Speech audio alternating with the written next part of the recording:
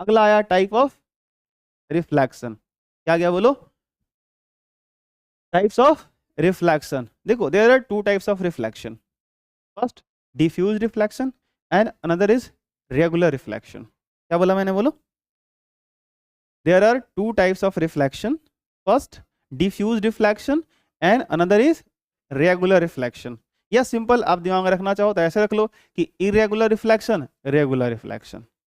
होता है ना, आप स्कूल जाते हो, आपके सर बोलते हैं तुम क्लास में रेगुलर नहीं रहता, तुम क्लास में इरेगुलर रहते हो। होता है ना ऐसे? कोई रेगुलर रहता है उसकी तारीफ होती है, ये बच्चा क्लास में रेगुलर रहता है, क्या बात है। होता है ना ऐसे?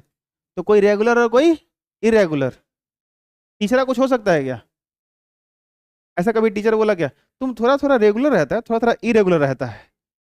या तो आपके प्रति जो कमेंट किया जाएगा वो ये किया जाएगा कि या तो आप रेगुलर रहते हो अदरवाइज इरेगुलर। तो जो रिफ्लेक्शन होते हैं वो दो तरह के, रेगुलर और इरेगुलर। इरेगुलर का ही एक और नाम है डिफ्यूज्ड। क्या नाम है? एक बात समझ में? तो कई जगह पे आपको मिल जाएगा डिफ्यूज्ड एंड रेगुलर ऐसे मिलेगा, कई जगह मिलेगा इरेगुलर एंड रेगुलर ऐसे मिल जाएगा। तो रेगुलर और डिफ्यूज, इरेगुलर और डिफ्यूज दोनों सेम चीजें। समझ में आ गया? तो दो तरह है, कौन कौन पढ़ो? डिफ्यूज रिफ्लेक्शन और दूसरा रेगुलर रिफ्लेक्शन। पहला डिफ्यूज रिफ्लेक्शन क्या होता है? When the parallel light rays fall on a surface but after reflection the light rays become non parallel, this reflection is called diffuse reflection. Sir ये क्या कहानी है, थोड़ा समझाओ। समझाता हूँ, धीरज रखो।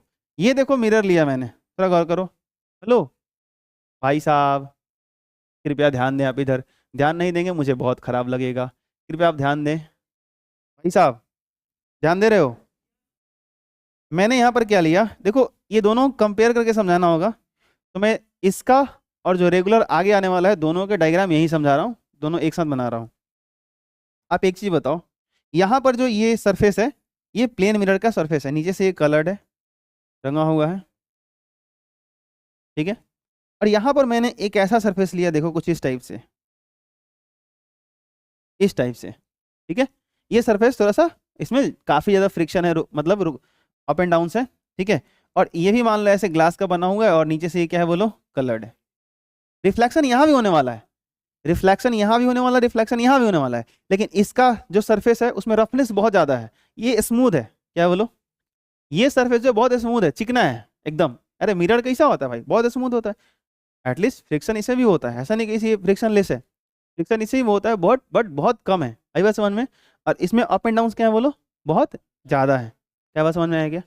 तो कहानी क्या बनी, ध्यान सुनना। कहानी ये बनी कि अगर हमने क्या करा, यहाँ पे कुछ लाइट रेज भेजे जो कि आपस में पैरेलल थे, ध्यान से देखना। ऐसे एक लाइट रे भेजी, एक और लाइट रे भेजी, एक और लाइट रे भेजी, ऐसे।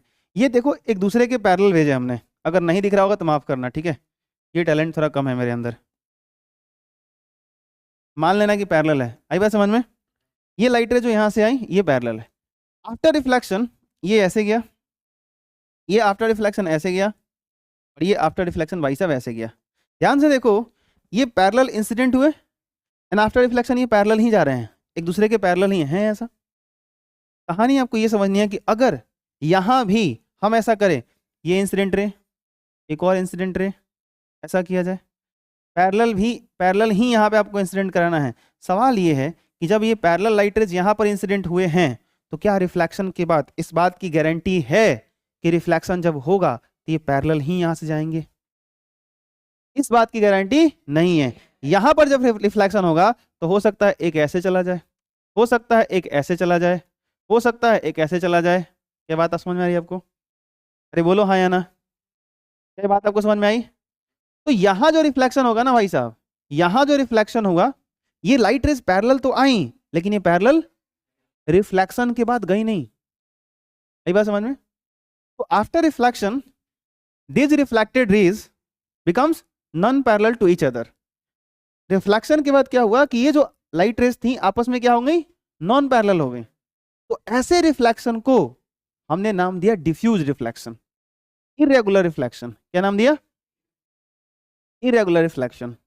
और इसको हमने नाम दिया रेगुलर रिफ्लेक्शन। क्या नाम दिया इसको?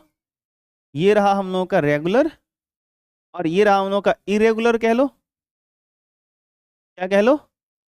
इरेगुलर, और इसी को क्या कह लो, डिफ्यूज्ड कह लो। क्या बात आपको समझ में आ गई? बोलो भैया, समझ में आया क्या? तो रेगुलर रिफ्लेक्शन और डिफ्यूज रिफ्लेक्शन, ये दो तरह के रिफ्लेक्शन होते हैं। दोनों में क्या डिफरेंस आपको समझ में आया? कोई दिक्कत किसी को? अच्छा जी, बढ़िया है फिर तो, कोई दिक्कत नहीं है आपको तो, आप लोग महान हैं। It's also known as irregular reflection, मैंने लिख ही दिया है। अगला regular reflection, when the parallel light rays fall on surface and after reflection the remain parallel, this reflection is called regular reflection. Diagram दोनों को मैंने बना दिया था क्योंकि कंपेयर करके आपको बताना था, लेकिन जब आप डेफिनेशन इसका लिखोगे तो इसका डायग्राम नीचे यहाँ बनाओगे, उसका डायग्राम वही बना लेना। समझ में आया क्या? अच्छा बताओ तो, इसका डायग्राम कौन है, ए वाला या बी वाला? बोलो बोलो, ए वाला या बी वाला? ए वाला या बी वाला? देखो वो कह रहा है ए वाला। कौन वाला है? डिफ्यूज रिफ्लेक्शन का डायग्राम ये वाला है, बी वाला। वो कह रहा है ए वाला, वो इशारा करके बोल रहा है ये वाला, ये बी वाला, बी वाला। आगे बढ़े, कोई दिक्कत?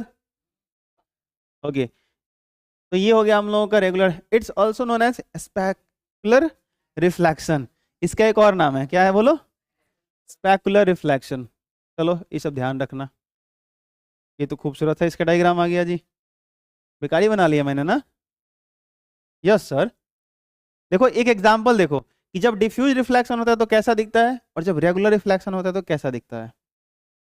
जैसे ये पानी है, तालाब है, ऐसा कुछ जो भी है, ऐसे पानी लगा हुआ है, इसका इमेज आपको दिख रहा है, लाइट यहाँ चल के आ रही है, इसके सरफेस से रिफ्लेक्ट हो रही है, आप इधर खड़े हो, आई बात समझ में? अरे बोलो, ये जो पानी है ना, सुनो सुनो, जब हवा बहती है तो पानी का सरफेस हिलता है ना?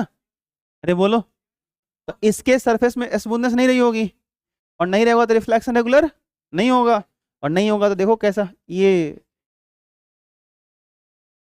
समझ में आ रहा है?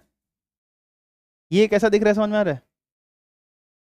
हाँ, ये दिख रहा है कि, ये दिखने में तुम कह सकते हो वाह, ये कह दो हाउ, आई बात समझ में? तो ये बड़ा अजीब हो जाएगा, हाउ नहीं, ये डिफ्यूज रिफ्लेक्शन, ये रेगुलर रिफ्लेक्शन। बात समझ में आई तुम्हें?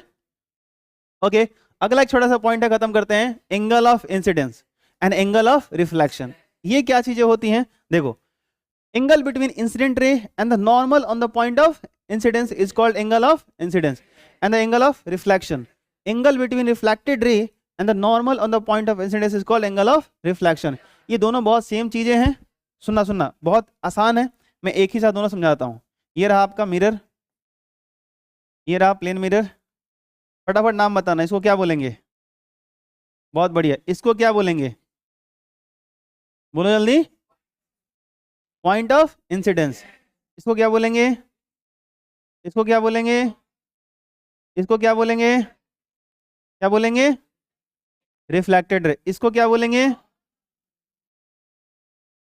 क्या वो बोला खाली नॉर्मल सिर्फ बोला तो नाक तोड़ देंगे। Normal on the point of incidence, ये पूरा बोलना है। मतलब हमारा एनर्जी एनर्जी, तुम्हारी एनर्जी कुछ नहीं, अपना भी एनर्जी खर्च करो, उल्टा हो गया। ये देखो, इसको क्या बोलोगे? बोलो, normal on the point of. अब सुनो, जैसे ही इंसिडेंट रे और रिफ्लेक्टेड रे के बीच में normal on the point of incidence आप ड्रॉ करोगे तो दो एंगल बनेगा, एक यहाँ वाला और एक यहाँ वाला। दिखा आपको? अरे बोलो, ये एंगल का देखो क्या है, ये किसके बीच का है? Angle between incident ray and the normal on the point of incidence. अरे इन्हीं के बीच का तो है। This angle is known as angle of incidence. Clear है सबको?